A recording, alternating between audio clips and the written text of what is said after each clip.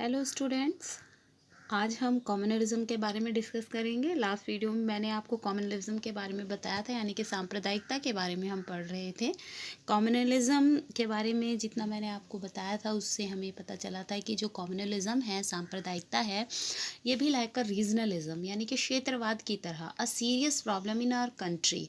सांप्रदायिकता की तरह हमारे देश की एक गंभीर समस्या है, यानी कि जो नेशनल इंटीग्रेशन है, हमारा राष्ट्रीय एकीकरण है, उसमें एज अ बैरियर जो फैक्ट्स हम डिस्कस कर रहे थे उसमें जितना इम्पोर्टेंट हमने रीजनलिज्म को देखा था, यानी कि जो भूमिका क्षेत्रवाद राष्ट्रीय एकीकरण में निभाता है, वही उसी तरह की भूमिका, उसी तरह का रोल कम्युनलिज्म भी नेशनल इंटीग्रेशन में, राष्ट्रीय एकीकरण में निभाता है। तो कम्युनलिज्म का जब हमने बताया था, communalism is a serious problem of India, such a big obstacle is present in the path of national integration and the problem of adjustment among Hindu and Muslims has given rise to communalism. सांप्रदायिकता भारत की गंभीर समस्याओं में से एक समस्या है, और आज के समय में, वर्तमान समय में, अगर हम राष्ट्रीय एकीकरण की बाधाओं के रूप में, यानी कि राष्ट्रीय एकता के में जो बाधाएं आती हैं, उसमें एक बड़ी बाधा के रूप में सांप्रदायिकता को, यानी कि एक बिग प्रॉब्लम के रूप में हम कम्युनलिज्म को डिफाइन कर सकते हैं। And the problem of adjustment among Hindu and Muslim has given rise to communalism. और हमारे देश में विभिन्न धर्मों के लोग, अलग अलग धर्मों के लोग रहते हैं। जैसा हमने डिस्कस किया था, India is a differential country. Bharat एक विभिन्नताओं वाला देश है। यहाँ पर आपको हर चीज़ में डिफरेंशियस, विभिन्नताएं देखने को मिलेंगे, like a culture, a tradition, language, living rituals, climate, and any other extra things. Various differences seen in our country according to the places, regions. आपको हर एक चीज़ में भारत में विभिन्नताएं देखने को मिलेंगी। उसी तरह के डिफरेंसेस आपको यहाँ पे रिलीजियस बेस, धर्मों के आधार पर देखने को मिलती है। हमारे देश में अलग अलग धर्मों के लोग रहते हैं, सभी का अपना एक अलग अस्तित्व, अपनी एक डिफरेंट आइडेंटिफिकेशन है, अलग पहचान है, डिफरेंट रिचुअल्स, डिफरेंट कल्चर्स है। उसी तरह से अगर हम बात करते हैं हिंदू एंड मुस्लिम,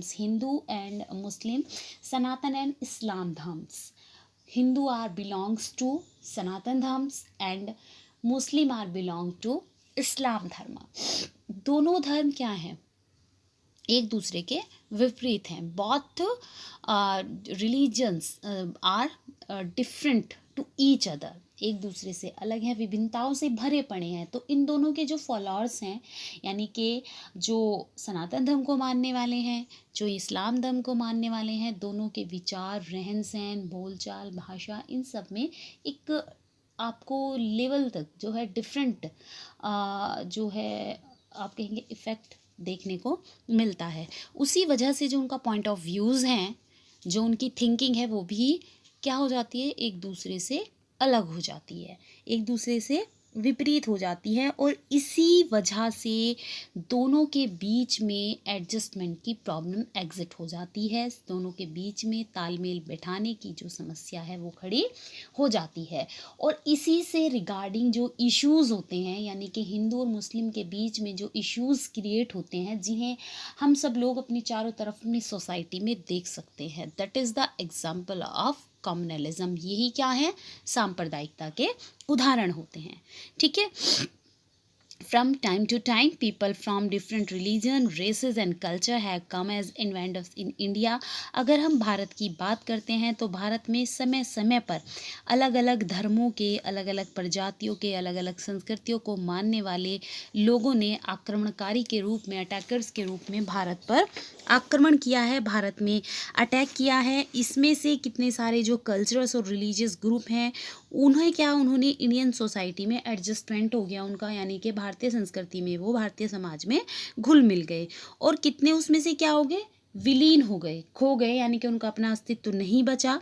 और इनमें से एक ग्रुप ऐसा बचा जिसने अपना सेपरेट अस्तित्व बनाए रखा, पृथक अस्तित्व बनाया, यानी कि एक तो उसमें मिक्सअप हो गया, एक का अस्तित्व ही नहीं बचा और एक ने अपने आप को बचा के रखा, और इसी से रिगार्डिंग समय समय पर धार्मिक और सांस्कृतिक रिलीजियस और कल्चरस कॉन्फ्लिक्ट को जन्म दिया। That is the example of communalism. यही क्या होते हैं, यही सांप्रदायिकता के उदाहरण हैं।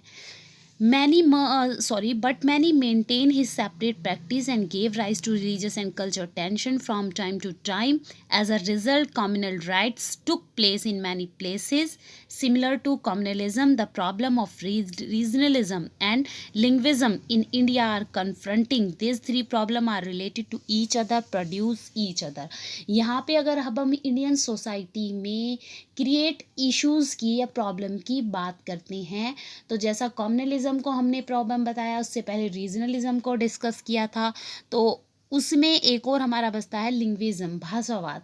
तो क्षेत्रवाद, भाषावाद और सांप्रदायिकता, आपका रीजनलिज्म, कम्युनलिज्म और लिंग्विज्म, ये क्या है, ये तीनों समस्याएं हमारी सोसाइटी के सामने आपको मुंह बाय खड़ी मिलती हैं, यानी कि ये एक गंभीर चुनौती के रूप में, सीरियस चैलेंज के रूप में हमारे सामने खड़ी है। किस तरह से हमें इन समस्याओं को सोल्व आउट करके, इन्हें ख़त्म करके अपनी सोसाइटी में एक पीस को क्रिएट करना है, एडजस्टमेंट को क्रिएट करना है, जिससे कि हमारा जो नेशनल इंटीग्रेशन है उसे हम बना सकें, मेंटेन कर सकें, और जो डेवलपमेंट में आने वाली समस्याएं हैं या जो भी मतलब हमारी सोसाइटी में इस तरह से कोई भी प्रॉब्लम क्रिएट होती है, सोसाइटी में कोई भी इशू बनता है, इन चीज़ों से एक तो होती हैं नेचुरल इवेंट्स, ठीक है, नेचुरल डिज़ास्टर्स जिन्हें हम कहते हैं, प्राकृतिक आपदाएं, उनसे भी क्या होता है, कोई भी देश होता है, कोई भी एरिया है, उससे वो इफ़ेक्ट होता है तो हम पीछे चले जाते हैं, बट उन पर हमारा कोई कंट्रोल नहीं है।